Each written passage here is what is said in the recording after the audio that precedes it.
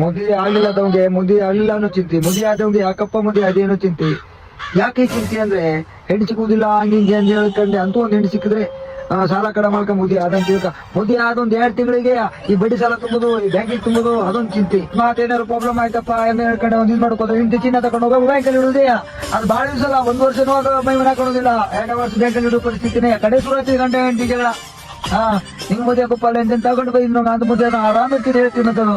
ಯಾವ ಮಾತಾಡ್ ತಗೊಂಡ್ಬೇಕು, ಹೆಂಗಸ್ರ ಮಾತು ತಗೊಂಡ್ ಬೇಡ, ಬೇಡ ಮಾಡುದು ಬೇಡ. ಸಣ್ಣತಾಗ ಗೋಕಂತಲ್ಲಿ ಹೋಗ್ಕಡೆ ಸಣ್ಣತಾಗ ಮುದಿ ಹಾಕ ಬರುವ, ಚಿನ್ನ ಮಾಡೋದು ದುಡ್ಡಿಲ್ಲ, ಬೆಳೆ ರೋಡ್ಗಳು ಕಣ್ಕೊಂಡೆ ಮುದಿ ಹಾಕ ಬರುವ ಅಂತ ಹೇಳಿದ್ರೆ ಈ ಸಂಬಂಧಿಕರ ಕಾಟದಲ್ಲೇ ಸಾಲ ಮಾಡಲೇಬೇಕಾಯ್ತಿದ್ದು. ಈ ಸಂಬಂಧಿಕರ ಕಾಟದಲ್ಲೇ ಹಂಗ್ ಮಾಡೋಕ್ಕಾಗುದಿಲ್ಲ.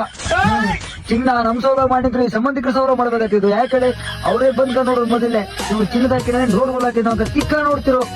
ಅಂತ ಬೇಬರ್ಸಿ ಸಂಬಂಧಿಕರು. ಅಕಸ್ಮಾತ್ ನಮ್ ದೇವರ ನಮ್ಗೆ 4 ತಿಂಗಳಾಯ್ತು ಅಂತ ಹೇಳಿದ್ರೆ ಸಂಬಂಧಿಕರಲ್ಲಿ ನಮ್ಮವ ಅಂತ ಸಂಬಂಧಿಕರು.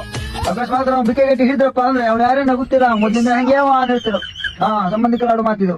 ಬೇರೆ ದೇಶದಲ್ಲೆಲ್ಲ ಮದುವೆ ಆದ ಕೂಡಲೇ ಹಣಿಮೇನೆ ಗೊತ್ತಿರು. ನಮ್ದಿಲ್ಲ ಹಂಗಲ್ಲ. ಈ ಪೆಂಡಲ್ ದುಡ್ಡು ಕೊಡುದು, ಟೆಂಪೋದಲ್ಲಿ ದುಡ್ಡು ಕೊಡುದು, ಅಡ್ಗೆ ಮಾಡುದು, ಚಮಚಿ 3 ಕಮ್ಮಿ ತನ 3 ಬಲ್ತಿ ಕಮ್ಮಿ ತನ ಅಂತ ಹೇಳುದು. ಅದು ಹುಡುಗ ಏನಾಗ್ತಿ ಸೋತಿ ನಮ್ಗೆ ಮತ್ ಕುರ್ಚಿ ಹುಡುಕ್ ತಗೊಳ್ಬೇಕು. ಇಂಥ ಪರಿಸ್ಥಿತಿ ನಮ್ದು. ಮೊದ್ಲವ್ರು ಗಾದಿ ಹೇಳ್ತಿದ್ರು ಬಡವ್ರ ಮನೇಲಿ ಹೆಣ್ಣ ಹುಟ್ಟುಕಾಗ ಅನ್ಕೊಂಡೆ, ಅದು ಸುಳ್ಳು. ಬಡವ್ರ ಮನೇಲಿ ಗಂಡ ಹುಟ್ಟುಕಾಗ ಅವನಂತ ಕಷ್ಟ ಯಾವ ಇಲ್ಲ.